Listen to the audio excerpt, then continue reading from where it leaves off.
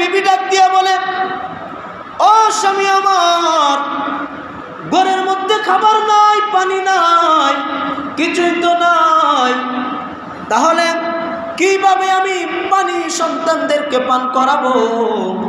একমাত্র কলিজার টুকরা সন্তান আলী আসগর, পানির জন্য জিহ্বাটা বের হয়ে গেছে, ঘরের মধ্যে পানি নাই, ফুরাতের পানি বেঈমানগুলো চতুর্দিকে বন্ধ করে দিয়েছে।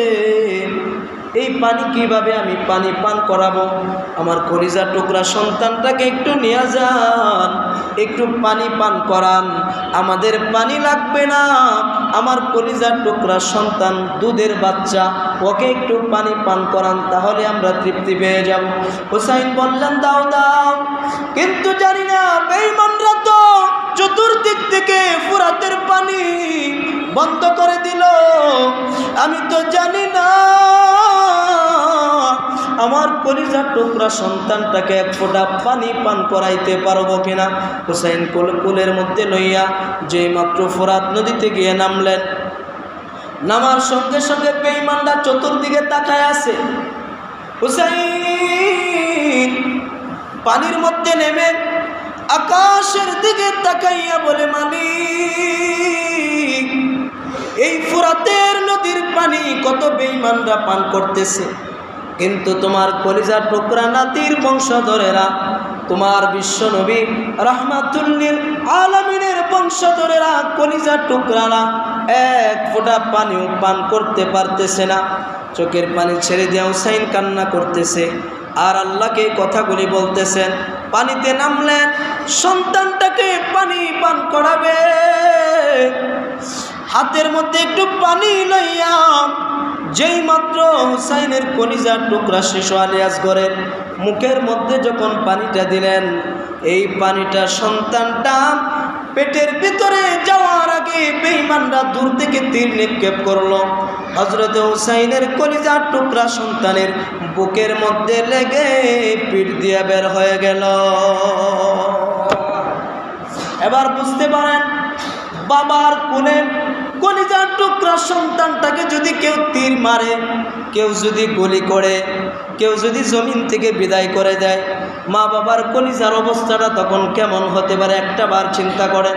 হুসাইনের জায়গায় যদি আপনার কলিজার টুকরা সন্তান হতো, যদি আপনার কোলের বাচ্চাটা হতো, তীরটা লেগে আছে, হুসাইন টান দিয়া তীরটা বের করে এবার চোখের পানিগুলো ছেড়ে দিয়া কান্না করতেছে, পানি আর পান করাইতে পারে নাই। এবার এই বাচ্চাটাকে নিয়ে তাঁবুর ভিতরে প্রবেশ করলেন।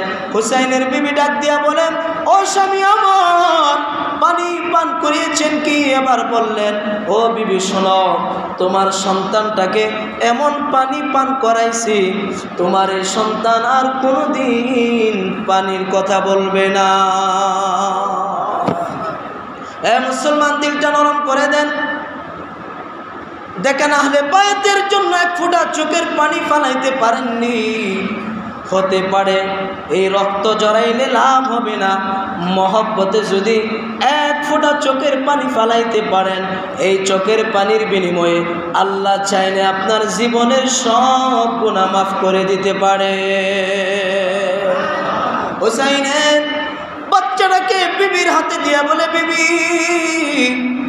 আর সময় নাই, আমাকে বিদায় দেয়া দাও, বাকি আছে আমি একজন, আমার জন্য দোয়া করিও, যারা শাহাদাত বরণ করেছে তাদের জন্য দোয়া করিও, আর আল্লাহর কাছে তোমাদেরকে আমানত দিয়া গেলাম, যা করার কে করবে? আসতে বলেন কেন? কে করবে? আল্লাহ করবে। হুসাইন তরবারিটা লইয়া বের হয়ে গেল, যুদ্ধ করতেছে একা, আর ওই দিক দিয়া হাজার হাজার মুনাফেক মার্কা মুসলমান। সুবহানাল্লাহ পড়বেন না ভাইরা আমার? হুসাইন তরবারিটা লইয়া এবার যুদ্ধের ময়দানে বের হয়ে গেল, যুদ্ধ করতেছে একা, ওই দিক দিয়ে হাজার হাজার বেঈমানের সাথে যুদ্ধ করে। যুদ্ধ করতে করতে এক পর্যায়ে আসরের আজান হয়ে গেল, আসরের সময় হয়ে গেল। এবার হুসাইন তাকায়া দেখে ফুরাতের নদী একেবারে খালি, কোনো মুনাফেক মার্কা মুসলমান নাই, সবাই চলে গেছে। আল্লাহু আকবার! সবাই চলে গেছে। হুসাইন আর সহ্য করতে পারে না, গলাটা শুকায় গেছে, কলিজাটা শুকায় গেছে, পানির জন্য তিনি পাগল পাড়া হয়ে গেলেন। এবার তিনি ফোরাতের নদীতে নামলেন, একটু পানি পান করবে। কে নামলেন? কে নামলেন? হুসাইন নামলেন, একটু পানি পান করবে। এমন সময় হুসাইন রাদিয়াল্লাহু তাআলা আনহু দুইটা হাত দিয়ে এমনভাবে এক চুল পরিমাণ পানি যখন হাতের মধ্যে নিলেন, নেওয়ার পরে মুখে দিবে, এমন সময় তিনি পানিটা পান করবে আর বলতে লাগলেন, আল্লাহ, কত বেঈমানরা পান করে আমার কলিজার টুকরা সন্তানটারে পানি পান করাইতে পারলাম না। এই পানিটা আমি বাবা হইয়া কিভাবে আমার কলিজাটার মধ্যে দিব? আমি বাবা হইয়া কেমনে আমার মুখের মধ্যে দিব? পানিটা হাতের মধ্যে নিলেন, আবার ছেড়ে দিলেন।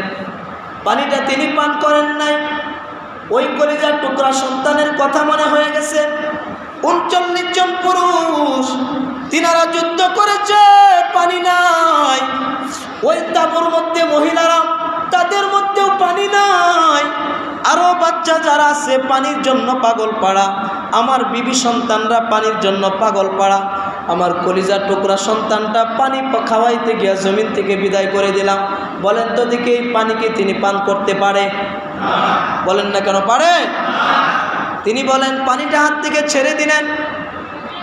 অনেক দূর থেকে এক বেঈমান হুসাইনের দিকে লক্ষ্য করে একটি তীর মারল। এই তীরটা হুসাইনের গলার মধ্যে বিদ্ধ হয়ে গেল। তিনার শরীরটা ক্লান্ত, আর সহ্য করতে পারে না। কোনো মতে হাঁটু দিয়া তিনি ফুরাত নদীর তীরে উঠলেন, উঠে একটু বসলেন। ওই দূর থেকে বেঈমান উবাইদুল্লাহ বিন জিয়াদ দেখলো। দেখার পরে এবার লোক সকল নিয়ে দৌড়াইয়া চলে আসছে হুসাইনের কাছে। এসে দেখে আস্তে আস্তে হুসাইন ক্লান্ত হইয়া জমিনের মধ্যে তিনি পড়ে গেলেন। তিনি শুয়ে পড়লেন, আর শরীরের মধ্যে শক্তি পাচ্ছেন না। পানির পিপাসায় কলিজা কাতর হচ্ছে, শরীরটা লাফাচ্ছে মুরগির বাচ্চার মতো। হুসাইন জমিনের মধ্যে শোয়া। এমন সময় উবাইদুল্লাহ বিন জিয়াদ দূর থেকে বেঈমানগুলো এসে এক বেঈমান সেমার হুসাইনের বুকের উপরে উঠে বসলেন। বসার পরে হুসাইন রাদিয়াল্লাহু তাআলা আনহুমা তিনার গলার মধ্যে ছুরি ধরলেন। নাউজুবিল্লাহ নাই, গলার মধ্যে ছুরি ধরছে। হুসাইন বলতে লাগলেন, তোরা আমাকে এমনভাবে মারিস না, কারণ আমার বুকের উপরে বসছ, আমার শরীরের এমন কোনো জায়গা বাকি নাই যেই জায়গার মধ্যে বিশ্ব নবী রাহমাতুল লিল আলামিনের দুইটা টুট আমার শরীরে লাগে নাই। সুবহানাল্লাহ বলেন, আমাকে মারিস না, তিনি বলতে লাগলেন। কিন্তু তারা সেই কথা শুনল না। হুসাইন রাদিয়াল্লাহু তাআলা আনহু ওনার কল্লাটা আলাদা করে ফেললেন। কল্লাটা আলাদা করে এবার এই তীরের আগার মধ্যে হযরতে হুসাইন রাদিয়াল্লাহু তাআলা আনহুর কল্লাটা এই তীরের আগাতে লইয়া ঘোড়ার উপরে সওয়ার হইয়া এই ইয়াজিদের কাছে নিয়ে চলে গেল। আর একদল এই শুধু হুসাইনের কল্লাটা কেটেই তারা শেষ করলো না, কি করলো? ঘোড়ার উপরে সওয়ার হইয়া হুসাইন রাদিয়াল্লাহু তাআলা আনহুর দেহর উপরে তারা ঘোড়া দৌড়াইতে আরম্ভ করলো। নাউজুবিল্লাহ বলেন।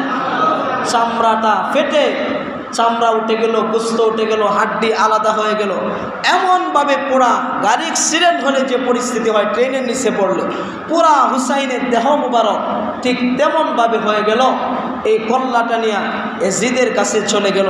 এখানে অনেক মতভেদ আছে, যেমন আমরা অনেক মতভেদ করতে গিয়ে আমরা অনেকে বলে ফেলি, বিভিন্ন কথা বলে ফেলি। কিন্তু ইয়াজিদের কাছে যাওয়ার পরে ইয়াজিদ দুঃখ প্রকাশ করলেন যে উবাইদুল্লাহ বিন জিয়াদকে সরাসরি মারার কোনো হুকুম তিনি দেন নাই। এটা কিভাবে শুরু হলো? হযরত সাকিনা রাদিয়াল্লাহু তাআলা থেকে হাদিস বর্ণিত, তিনি বলেন আল্লাহ রাসূল সাল্লাল্লাহু আলাইহি সাল্লাম তিনি বলেছেন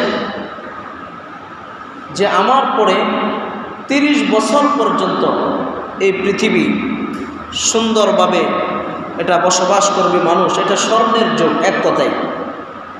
খয়রুল কুরুনি সুম্মাল্লাযিনা ইয়ালুনাহুম সুম্মাল্লাযিনা, বলে আমার পরে 30 বছর এটা স্বর্ণের যুগ। 30 বছর পরে এটা ফিতনা ফাসাদে পড়ে যাবে। হাদিস মিলায় দিলেন।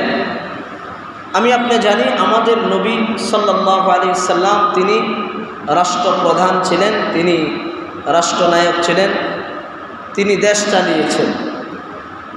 না মোল্লার খালি মসজিদে থাকবো, হুজুররা খালি মসজিদের ভিতরে আর মাদ্রাসার ভিতরে নাকি আবদ্ধ?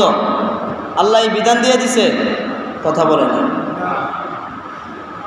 এখন তো আমরা এটাই মনে করি হুজুররা মসজিদে যা কোয়ার করবো, বাহিরে কোনো দরকার নেই, এটা মসজিদের ভিতর পর্যন্ত আবদ্ধ থাকবে। শোনেন, ইতিহাস শোনেন। হাদিসে আসলে রাসূল করিম সাল্লাল্লাহু আলাইহি সাল্লাম ওফাতের পরে, তো আল্লাহ রাসূল ওফাতের আগে বলছেন যে আমার পরে তোমরা আমির বানায় নিবা। তো হজরতে সাহাবায়ে কেরামরা বসতেন কাকে বানানো যায়। তো বিভিন্ন মানুষে মতভেদ দিলেন যে আল্লাহ রসুলের পরে যদি কেউ নবী হইতো তো উমর হইতো, উমরের অনেক ইজ্জত সম্মান, তাহলে উমরকে বানানো হোক। এরকমভাবে সবাই বসার পরে কিছুক্ষণ পরে হজরত উমর রাদিয়াল্লাহু তাআলা আনহু তিনি হঠাৎ করে উঠে দাঁড়িয়ে গেলেন। দাঁড়াবার পরে তিনি আস্তে করে হজরতে আবু বকর সিদ্দিক রাদিয়াল্লাহু তাআলা আনহুর পাশে গিয়া হাতটা ধরে বললেন, ও সাহাবায়ে কেরামরা শুনেন, আমি সর্বপ্রথম হজরতে আবু বকর সিদ্দিক রাদিয়াল্লাহু তাআলা আনহুর হাতে হাত দিয়ে আমি বায়াত গ্রহণ করে নিলাম, রাষ্ট্রপ্রধান আমি উমর আবু বকরকে মেনে নিলাম। আবু বকরকে মেনে নিলেন। আবু বকর 2 বছর দেশ শাসন করেছেন। কত বছর বলেন, কত বছর? এগুলি মনে রাখবেন, কিছু কিছু বিষয় আমাদের মনে রাখা জরুরি। আমরা তো মুসলমানের ইতিহাসগুলো মাঝে মধ্যে পড়বেন বাসায়, কারণ আপনি অনেক জানেন, অনেক বুঝেন, কিন্তু পড়েন না, এটা ভুলে যাবেন, মনে থাকবে না। এটা স্বাভাবিক, এটা মনে থাকবে না আপনার। এই জন্য যত বেশি পড়বেন তত বেশি মনে থাকবে। হজরত আবু বকর দেশ চালিয়েছেন কত বছর? 2 বছর। এরপরে আসলেন হজরত উমর, তিনি দেশ পরিচালনা করলেন 10 বছর। কয় বছর? 10 বছর। এরপরে আসলেন হজরতে উসমান রাদিয়াল্লাহু তাআলা আনহু, তিনি দেশ শাসন করেছেন 12 বছর। হজরতে উসমান দেশ শাসন করেছেন কত বছর? 12 বছর। এরপর হজরত আলী রাদিয়াল্লাহু তাআলা আনহু, তিনি দেশ শাসন করেছেন 6 বছর। কয় বছর? 6 বছর। কত বছর হলো? 30 বছর। 30 বছর হয়েছে। ওমরের যুগে হরিণ আর বাঘ এক ঘাটে পানি খাইছে। সুবহানাল্লাহ নাই? হরিণ আর বাঘ এক ঘাটে কি খাইছে? আর এখন বর্তমানে 2 মুসলমান এক জায়গায় পানি খাইতে পারে, ঠিক না বেটি? বেশি জোরে চিল্লান দেওয়ার লাগছে না, অবস্থা ভালো না, খালি শুনেন। যে আলোচনা এটা অনেকে মনে করবে এই গরম পরিস্থিতি হুজুরে আলোচনা, আসলে খুদার কসম এটা মুহররম মাস। গত জুমাতে আমি যদি আসতাম তো আমি আলোচনা করতাম, আসতে পারি না, এই জন্য এই জুমাতে আলোচনা করছি। মুহররম মাসের আলোচনা এটা। কারবালার প্রান্তরের ইতিহাস, কারবালার ঘটনা শুনে চোখের পানি ফেলে না এমন কোনো মানুষ সমাজে পাওয়া যাবে না। কিন্তু কারবালার মূল বিষয় কি এটা হেরে জিজ্ঞাসা পারে না। কারবালার মূল কাহিনী কি এটা সে জানে না। হজরতে উমরের যুগে বাঘ হরিণ এক ঘাটে পানি খাইছে। তিনি দেশ শাসন করেছেন, ওমর করেছেন, আবু বকর ওসমান আলী করেছেন। তারা এক এক করে সবাই বসে সিদ্ধান্ত নিয়েছেন, মাশওয়ারা করেছেন রাসূলের সুন্নাহ অনুযায়ী, ওয়া আমরুহুম শুরা বাইনাহুম। তারা সিদ্ধান্ত করে করে একজন আরেকজনকে ক্ষমতায় বসাইছেন। না একা একা বসে গেছেন? কিভাবে বলেন বলেন কিভাবে? সিদ্ধান্ত মাশওয়ারা করে এক এক করে তারা ক্ষমতায় বসছেন। বসার পরে এরপরে আসলো হযরত আলী চলে গেলেন। এরপরে আমির মুয়াবিয়া ক্ষমতায় আসলেন। ওনার ইন্তিকালের সময়, ইন্তিকালের পূর্বে উনি ওনার সন্তান ইয়াজিদকে অটোমেটিক ক্ষমতায় বসায় দিল। ওটু প্রধানমন্ত্রী হয়ে গেছে। কি প্রধানমন্ত্রী? ওটুভাবে হয়ে গেছে। বলেন, রাসূলের যুগ থেকে সবাই আসছে মাশওয়ারার মাধ্যমে। যখন হযরত আবু বকর দুনিয়া থেকে বিদায় হলো, আবু বকরের জামানায় আব্দুর রহমান বিন আবু বকর, ওনার আবু বকরের যোগ্য সন্তান ছিল। ওমর যখন বিদায় হলো, ওমরের বিদায় মুহূর্তে ওনার সন্তান ছিল আব্দুল্লাহ বিন আব্দুল আজিজ, ওনার সন্তানের নাম। তিনিও ছিলেন যোগ্য ব্যক্তি। এখন বুঝে থাকলে বলেন, আবু বকরকে ওনার সন্তানকে ক্ষমতা দেয়া গেছে? বলেন না কেন? সন্তানকে দেয়া গেছে? ওমরকে ওনার সন্তানকে দেয়া গেছে? আলী ওনার সন্তানকে দেয়া গেছে? মাশারার মাধ্যমে এক একজন ক্ষমতায় আসছে। আমিরে মুয়াবিয়া উনি ওনার সন্তানকে ওটু ক্ষমতা দিয়ে দিলেন, ওটুভাবে, মাশারা করলেন না। হুসাইন হলেন মদিনায়। কোথায়? মদিনায়। আর আমিরে মুয়াবিয়া হলো দামেস্কে। ওখানে ওনার সন্তানকে ক্ষমতায় দিয়ে দিলেন এবং বললেন যে আমি অসুস্থ, তোমাকে দিয়ে দিলাম, যদি কখনো হুসাইন আসে তার সাথে খারাপ ব্যবহার করিও না, তাকে হত্যা করিও না, তার উপরে জুলুম করিও না, তাকে অন্যায় করিও না। এই কথাগুলো আমিরে মুয়াবিয়া বলে গেছেন। হযরতে আমিরে মুয়াবিয়া রাদিয়াল্লাহু তাআলা আনহুকে সমাজের কিছু মানুষ সাহাবী মানতে রাজি না এবং অনেক কটাক্ষ করে কথা বলে। আসলে এগুলি বলা যাবে না। তিনি শুধু সাহাবীই নয়, ওনার দ্বারা কোরআনে কারিমের অসংখ্য আয়াত তিনি লিপিবদ্ধ করেছেন। সুবহানাল্লাহ পড়ে। লিপিবদ্ধ করেছেন। হযরত ওমর রাদিয়াল্লাহু তাআলা আনহু চলে গেলেন, আলী চলে গেলেন, উসমান, আবু বকর তিনারা চলে গেলেন। ক্ষমতায় আসলেন আমিরে মুয়াবিয়া। আসার পরে ওনার সন্তানকে দিয়া গেলেন। দেওয়ার পরে এই কুফা নগরী থেকে অসংখ্য মানুষ বলতে লাগলো, যেই জমিনে বিশ্বনবী রাহমাতুল্লিল আলামিনের কলিজার টুকরা নাতি হুসাইন রাদিয়াল্লাহু তাআলা আনহু বেঁচে আছেন, উনাকে বাদ দিয়া এই আমিরে মুয়াবিয়ার সন্তান একজন মদখোর, একজন খারাপ জিনাখার, এই ব্যক্তিটাই ক্ষমতায় বসছে, এটা মেনে নেওয়া যায় না। কুফার অসংখ্য মানুষ হুসাইনের কাছে খবর পাঠালেন মদিনায় যে আপনি কুফায় আসেন, আপনার হাতে আমরা বায়াত গ্রহণ করব। অসংখ্য মানুষ আপনাকে চায়। 300-র উপরে চিঠি আসছে মদিনায়। হযরত হুসাইন চিন্তা করলেন, তারা মনে অবশ্যই আমাকে চায়, কারণ ইয়াজিদ হলো খারাপ মানুষ, মদখোর। কারণ মদখোর জিনাখোর একজন ড্রাইভারের ড্রাইভিংয়ে বসায়া যত বড় বুজুর্গ হোক, পিছনে গাড়িতে বসে যদি তসবিহ পড়তে থাকে, অ্যাক্সিডেন্ট থেকে গাড়িকে বাঁচানো যাবে। কথা কি আপনারা বুঝেন? যদি বুঝেন তাহলে একটা হাহু বলবেন। আমি আপনাদের কাছে জানতে চাচ্ছি এই উত্তরটা। একজন মানুষ নেশা করেছে, মদ খেয়েছে, খাওয়ার পরে সে গাড়ি চালাইতে বসছে, পিছনে অসংখ্য ওলামায়ে কেরাম বসায়া তসবিহ টানতে বসায়া দিলেন, কোরআন তেলাওয়াত করতে বসায়া দিলেন। কেন? আপনারা তসবিহ পড়বেন যেন ড্রাইভারের দ্বারা এই রাস্তার নিচে গাড়ি চলে না যায়। আমি আপনাদের কাছে জানতে চাই, যতই তসবিহ পড়ো, যতই কোরআন তেলাওয়াত করো, এই গাড়ি কি রাস্তায় চলবে না রাস্তার নিচে চলে যাবে? কোথায় যাবে? রাস্তার নিচে চলে যাবে। ঠিক তদ্রূপ পাবে ইচ্ছা করলেই আপনি সব কিছু করতে পারেন না। ইচ্ছা করলে সব কিছু সম্ভব নয়।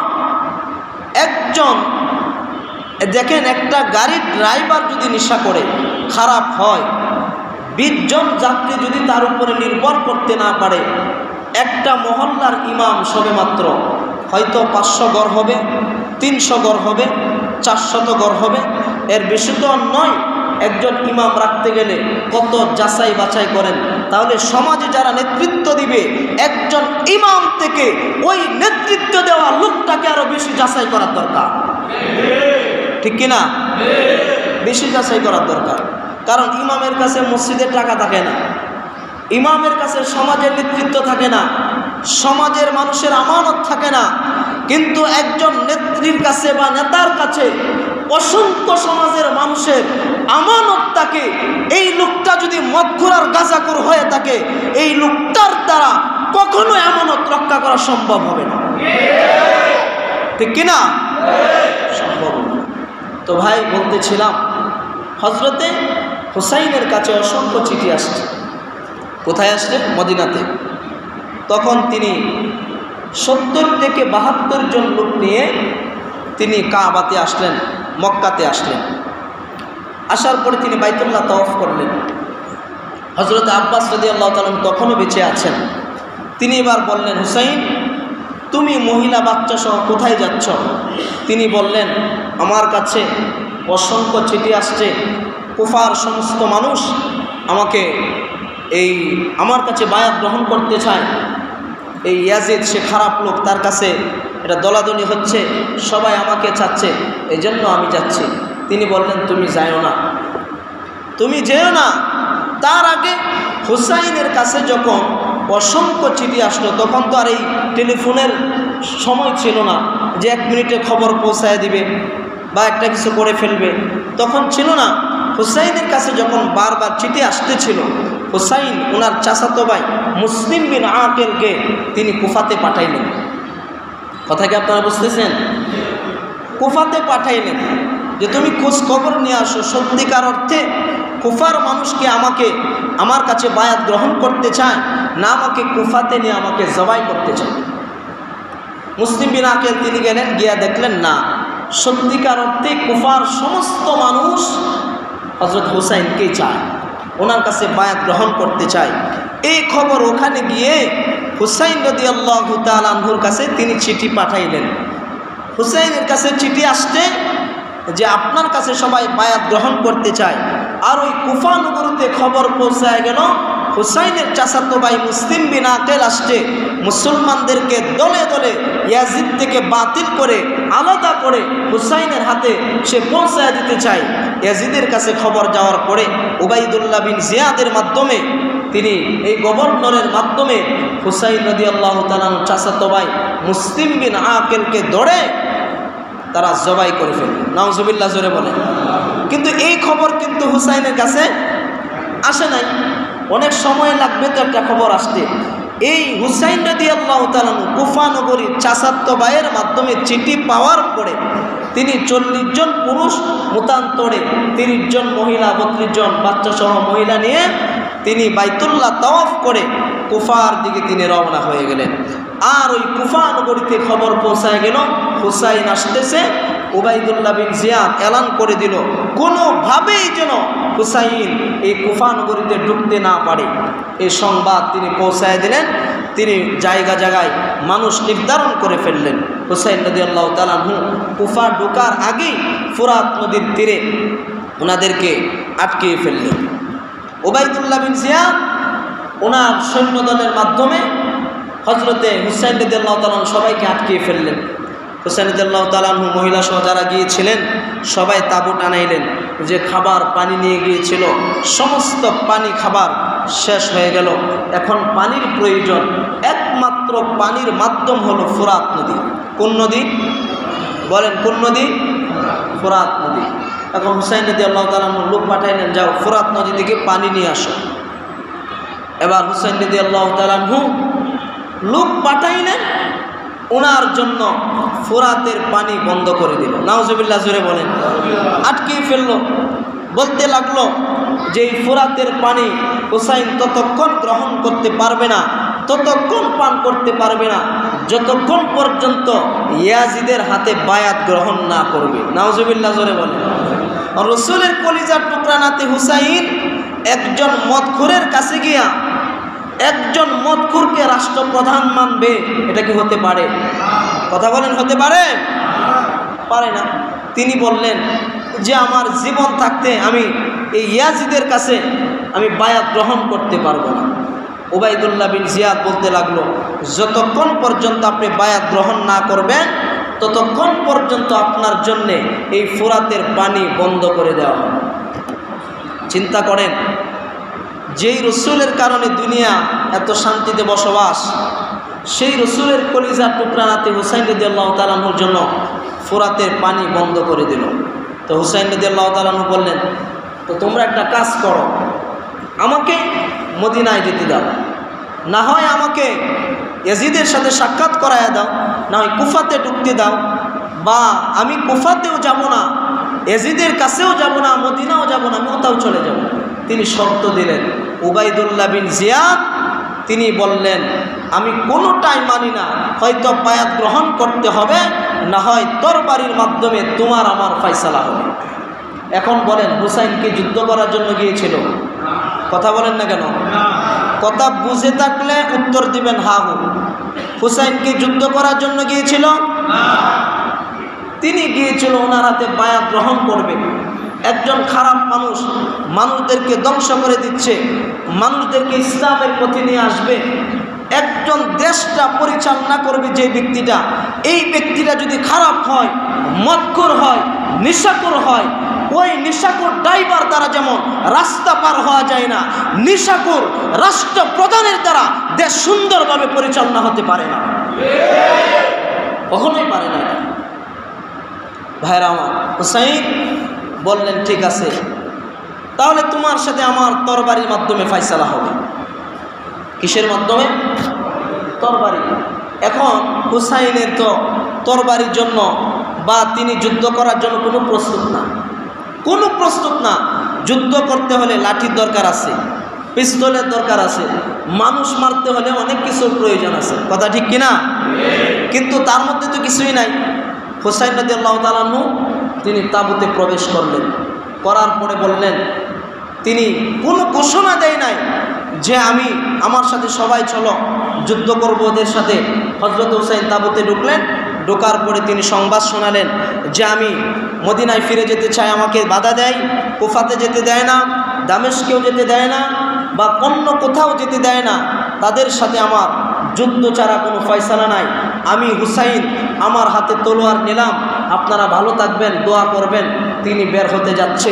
ইতিমধ্যে বাকি 39 জন পুরুষ তারা বলল, হুসাইন আমরা সবাই আপনার সাথে আসছি, যুদ্ধ করতে হলে সবাই করব, শহীদ হতে হলে দেশের সবাই একসাথে শহীদ করে নাস্তিক আর বেঈমান মুরতাদদেরকে দেশ থেকে পালাতে বাধ্য করে চল, ঠিক কিনা? তিনি সবাই মিলে এমনভাবে বায়াত গ্রহণ করে নিল, সবাই মিলে এবার তরবারি নিয়ে যুদ্ধের জন্য বের হয়ে গেল। সকাল থেকে যুদ্ধ শুরু হবে। উবাইদুল্লাহ বিন জিয়াদের 6000 সেনাবাহিনী। কয় হাজার? আরো জোরে কোন, কয় হাজার? এখন এই 6000 মানুষ যদি 40 জন মানুষের উপর, 40 জন মানুষকে মারতে গিয়ে লাঠি লাগবে? কথা বলেন, লাঠি লাগবে? পিস্তল লাগবে? শুধু এগুলোর পড়তে আর ঠিক মতো দৌড়ায় গেলেই তো 40 জন শেষ, ঠিক কিনা? কোনোভাবেই তো সম্ভব না। একদিকে 6000, আরেকদিকে কয়জন? 40 জন। মুসলমানের ইতিহাস শুনেন, আমরা তো বই লাগেছি। মুসলমানের যদি ইতিহাস জানা থাকতো, আজকে এই দেশে এমনভাবে আমার কলিজার টুকরা নিরীহ ছাত্র ভাইদেরকে রাস্তায় জীবন দিতে হতো না। বলতে গেলে অনেক সমস্যা। নিরীহ ছাত্রদের বেলায় প্রত্যেকটা ছাত্র এসেছে পড়াশোনা করার জন্য, ঠিক কিনা? প্রতিটা মায়ের এক একটা স্বপ্ন, বাবার এক একটা স্বপ্ন। কিন্তু কি হয়ে গেল দেশে? যেই দেশে প্রকাশ্যে আমার ছাত্র ভাইদের কলিজায় পিস্তল দিয়ে গুলি করা হয়, এরা মুসলমান নামের মুনাফিক, এরা মুসলমান হতে পারে না। আল্লাহ বুঝার তৌফিক দান করুন, জোরে বলেন।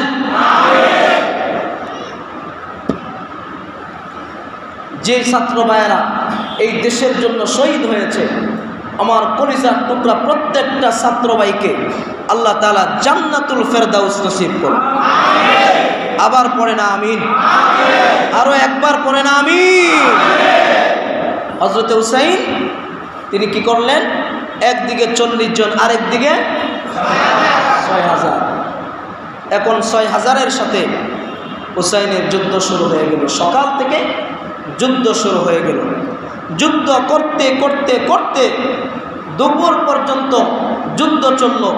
অসংখ্য, দেখেন এখানে কিন্তু কাফের নাই, হেরাও মুসলমান, হেরাও কি সবাই মুসলমান। একদল হইল নামদারি মুনাফেক মুসলমান, ঠিক কিনা? একদল হইল নামদারি মুনাফেক মার্কা মুসলমান, আরেক দল হলো বিশ্বনবী মুহাম্মদুর রাসূলুল্লাহ সাল্লাল্লাহু আলাইহি সাল্লাম আহলে বায়াতদেরকে মহব্বত করেওয়ালা মুসলমান, ঠিক কি না? একদিকে মুনাফিক, আরেকদিকে খাঁটি মুসলমান, দুই মুসলমানের যুদ্ধ। হুসাইনের সাথে যুদ্ধ করতেছে, যুদ্ধ করতে করতে দুপুর পর্যন্ত যুদ্ধ করে এক পর্যায়ে 39 জন মুসলমান দুনিয়ার জমিন থেকে শাহাদাত বরণ করে তারা জান্নাতের মেহমান হয়ে গেছে, সুবহানাল্লাহ। আর বাকি অসংখ্য শত শত মুনাফিক মার্কা মুসলমানদেরকে জমিন থেকে বিদায় করে তাদেরকে জাহান্নামে পাঠিয়ে দিয়েছে, আলহামদুলিল্লাহ পড়ে। হযরত হুসাইন দুপুর হয়ে গেল, বেঈমানরা এই আপনার রাস্তা ছেড়ে দিল, এই ময়দান খালি হয়ে গেল। হুসাইন তাঁবুর ভিতরে ঢুকলেন, ঢুকে মহিলাদের কাছ থেকে বিদায় গ্রহণ করল।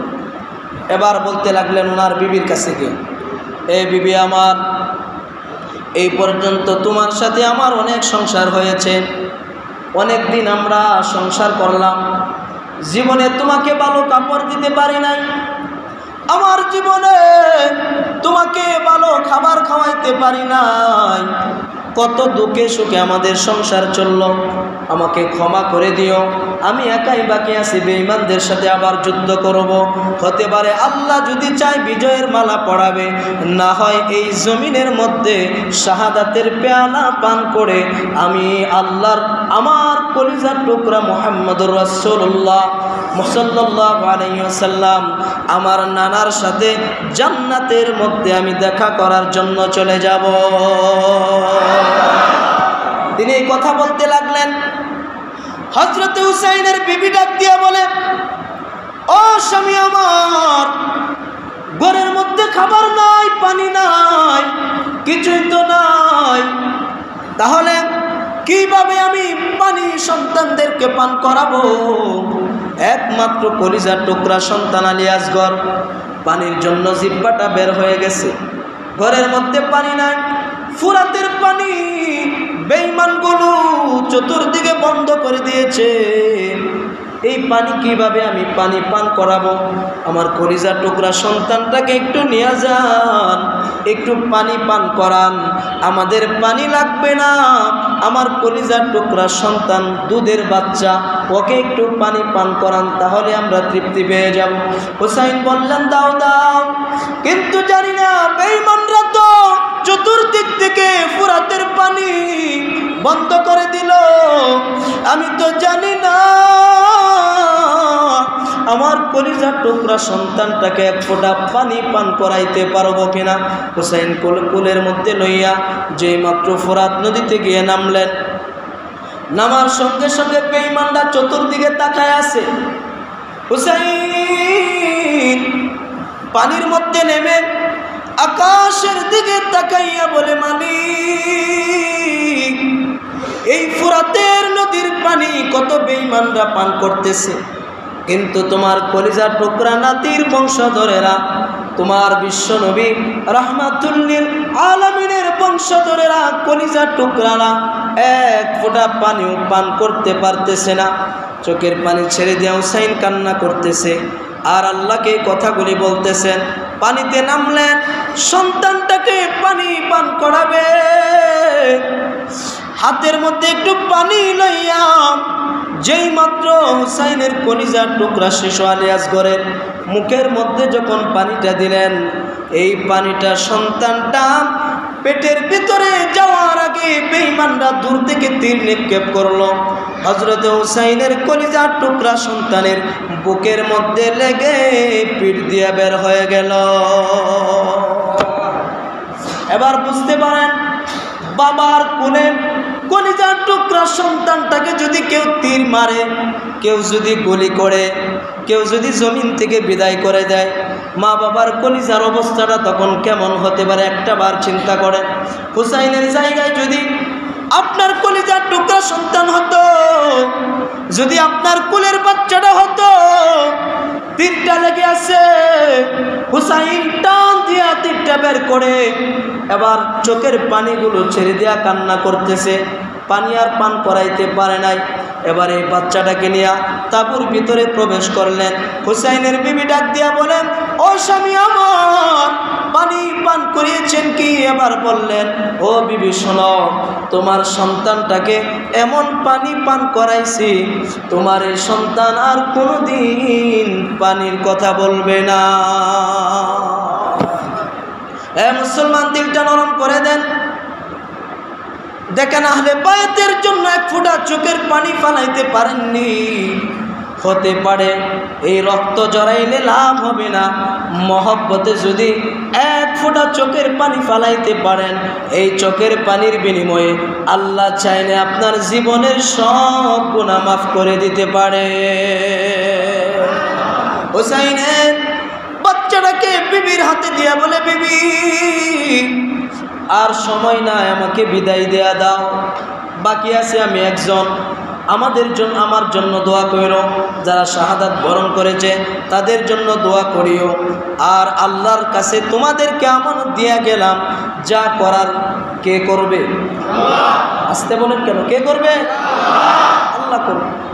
হুসাইন তরবারিটা লইয়া বের হয়ে গেল, যুদ্ধ করতেছে একা, আর ওই দিক দিয়া হাজার হাজার মুনাফেক মার্কা মুসলমান। সুবহানাল্লাহ পড়বেন না? ঠিক এই হুসাইনের মতো সবাই যদি ঐক্যবদ্ধ হয়ে হাতে হাত মিলে যদি রাস্তায় নেমে যেত, আজকে আমার নিরীহ কলিজার টুকরা যুবক ভাইদের প্রাণ এভাবে এই জমিনে দিতে হতো না, ঠিক কিনা? দিতে হতো না। কিন্তু আমাদের ব্যর্থতার কারণে আজকে এই আমাদের এই পরিস্থিতি হচ্ছে। আল্লাহ সহজ করে করে না, আমিন। ভাইয়েরা আমার, হুসাইন তরবারিটা লইয়া এবার যুদ্ধের ময়দানে বের হয়ে গেল। যুদ্ধ করতেছে একা। ওই দিক দিয়ে হাজার হাজার বেঈমানের সাথে যুদ্ধ করতে করতে এক পর্যায়ে আসরের আজান হয়ে গেল, আসরের সময় হয়ে গেল। এবার হুসাইন তাকায়া দেখে ফুরাতের নদী একেবারে খালি, কোনো মুনাফেক মার্কা মুসলমান নাই, সবাই চলে গেছে। আল্লাহু আকবার! সবাই চলে গেছে।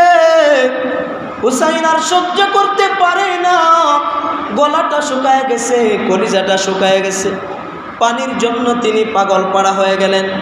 এবার তিনি ফুরাতের নদীতে নামলেন, একটু পানি পান করবে। কে নামলেন? হুসাইন নামলেন, একটু পানি পান করবে। এমন সময় হুসাইন রাদিয়াল্লাহু তাআলা আনহু দুইটা হাত দিয়ে এমনভাবে এক চুল পরিমাণ পানি যখন হাতের মধ্যে নিলেন, নেওয়ার পরে মুখে দিবে, এমন সময় তিনি পানিটা পান করবে আর বলতে লাগলেন, আল্লাহ, কত বেঈমানরা পান করে আমার কলিজার টুকরা সন্তানটারে পানি পান করাইতে পারলাম না। এই পানিটা আমি বাবা হইয়া কিভাবে আমার কলিজাটার মধ্যে দিব? আমি বাবা হইয়া কেমনে আমার মুখের মধ্যে দিব? পানিটা হাতের মধ্যে নিলেন, আবার ছেড়ে দিলেন। পানিটা তিনি পান করেন নাই। ওই কলিজার টুকরা সন্তানের কথা মনে হয়ে গেছে। ৩৯ জন পুরুষ, তিনারা যুদ্ধ করেছে, পানি নাই। ওই তাঁবুর মধ্যে মহিলারা, তাদের মধ্যেও পানি নাই। আরো বাচ্চা যারা আছে পানির জন্য পাগল পাড়া, আমার বিবি সন্তানরা পানির জন্য পাগল পাড়া। আমার কলিজার টুকরা সন্তানটা পানি খাওয়াইতে গিয়া জমিন থেকে বিদায় করে দিলাম। বলেন তো দেখি, এই পানিকে তিনি পান করতে পারে? বলেন না কেন পারে? তিনি বলেন, পানিটা হাত থেকে ছেড়ে দিলেন। অনেক দূর থেকে এক বেঈমান হুসাইনের দিকে লক্ষ্য করে একটি তীর মারল। এই তীরটা হুসাইনের গলার মধ্যে বিদ্ধ হয়ে গেল।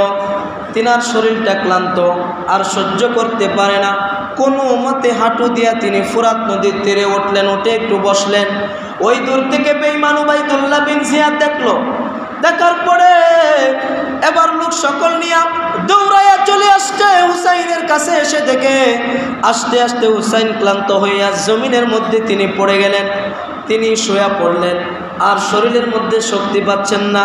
পানির পিপাসায় কলিজা কাতর হচ্ছে, শরীরটা লাফাচ্ছে মুরগির বাচ্চার মতো। হুসাইন জমিনের মধ্যে শোয়া। এমন সময় উবাইদুল্লাহ বিন জিয়াদ দূর থেকে বেঈমানগুলো এসে এক বেঈমান সেমার হুসাইনের বুকের উপরে উঠে বসলেন। বসার পরে হুসাইন রাদিয়াল্লাহু তাআলা আনহুমা তিনার গলার মধ্যে ছুরি ধরলেন। নাউজুবিল্লাহ নাই? গলার মধ্যে ছুরি ধরছে। হুসাইন বলতে লাগলেন, তোরা আমাকে এমনভাবে মারিস না, কারণ আমার বুকের উপরে বসছ, আমার শরীরের এমন কোনো জায়গা বাকি নাই যেই জায়গার মধ্যে বিশ্বনবী রাহমাতুল লিল আলামিনের দুইটা টুট আমার শরীরে লাগে নাই। সুবহানাল্লাহ বলেন, আমাকে মারিস না, তিনি বলতে লাগলেন। কিন্তু তারা সেই কথা শুনল না। হুসাইন রাদিয়াল্লাহু তাআলা আনহু ওনার কল্লাটা আলাদা করে ফেললেন। কল্লাটা আলাদা করে এবার এই তীরের আগার মধ্যে হযরতে হুসাইন রাদিয়াল্লাহু তাআলা আনহুর কল্লাটা এই তীরের আগাতে লইয়া ঘোড়ার উপরে সওয়ার হইয়া এই ইয়াজিদের কাছে নিয়ে চলে গেল। আর একদল এই শুধু হুসাইনের কল্লাটা কেটেই তারা শেষ করলো না, কি করলো, ঘোড়ার উপরে সওয়ার হইয়া হুসাইন রাদিয়াল্লাহু তাআলা আনহুর দেহর উপরে তারা ঘোড়া দৌড়াইতে আরম্ভ করলো। নাউজুবিল্লাহ বলেন। চামড়াটা ফেটে চামড়া উঠে গেল, গোস্ত উঠে গেল, হাড্ডি আলাদা হয়ে গেল। এমনভাবে পুরা গাড়ি অ্যাক্সিডেন্ট হলে যে পরিস্থিতি হয় ট্রেনের নিচে পড়লে, পুরা হুসাইনের দেহ মুবারক ঠিক তেমনভাবে হয়ে গেল। এই কল্লাটা নিয়ে ইয়াজিদের কাছে চলে গেল। এখানে অনেক মতভেদ আছে, যেমন আমরা অনেক মতভেদ করতে গিয়ে আমরা অনেকে বলে ফেলি, বিভিন্ন কথা বলে ফেলি। কিন্তু ইয়াজিদের কাছে যাওয়ার পরে ইয়াজিদ দুঃখ প্রকাশ করলেন যে উবাইদুল্লাহ বিন জিয়াদকে সরাসরি মারার কোনো হুকুম তিনি দেন নাই, তারপরেও মারছে কেন?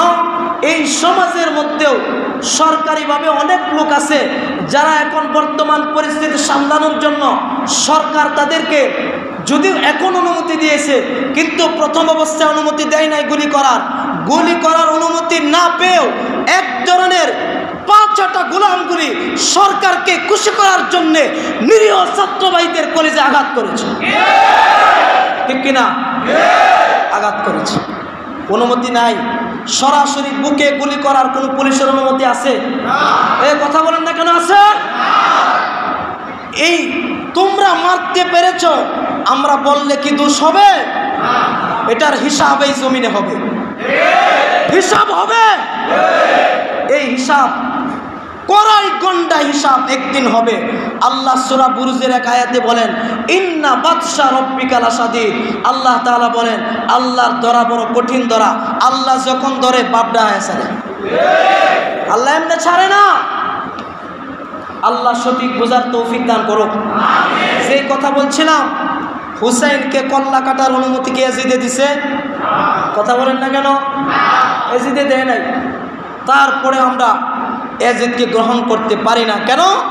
যেই জায়গার মধ্যে রসুলের কলিজার টুকরা হুসাইন বেঁচে ছিল, ওই জায়গার মধ্যে একজন মদখোর নিশাখোর অবৈধভাবে ক্ষমতায় যাওয়া একজন ব্যক্তি, তিনাকে তো হুসাইন কখনোই মানতে, মুসলমানরা কি মানতে পারে? আবার একদল মুসলমান মানে, আছে না নাই? বলেন আছে না নাই? একদল মুসলমান তারা মানে। ঠিক হুসাইনের বেলা যে যুদ্ধটা হয়েছে মুসলমান, কিন্তু একদল হইল খাঁটি মুসলমান, একদল হইল ইন্নাল মুনাফিকিনা ফিদ্দারকিল আসফালি মিনান। আল্লাহ সূরা এই মুনাফিকদের নামে কোরআনে একটা সূরা নাজিল করলেন, ইজা জাআকাল মুনাফিকুনা ক্বালু নাশহাদু ইন্নাকা লারাসূলুল্লাহ। আল্লাহ তাআলা একটি সূরা নাজিল করলেন মুনাফিকদের নামে। বলেন তো, মুনাফিক মার্কা মুসলমানদের কোনো দাম আছে? বলেন না কেন দাম আছে? এই মুনাফিকরা কেমন হয়? وَإِذَا لَقُوا الَّذِينَ آمَنُوا قَالُوا آمَنَّا وَإِذَا خَلَوْا إِلَى شَيَاطِينِهِمْ قَالُوا إِنَّا مَعَكُمْ إِنَّمَا نَحْنُ مُسْتَهْزِئُونَ।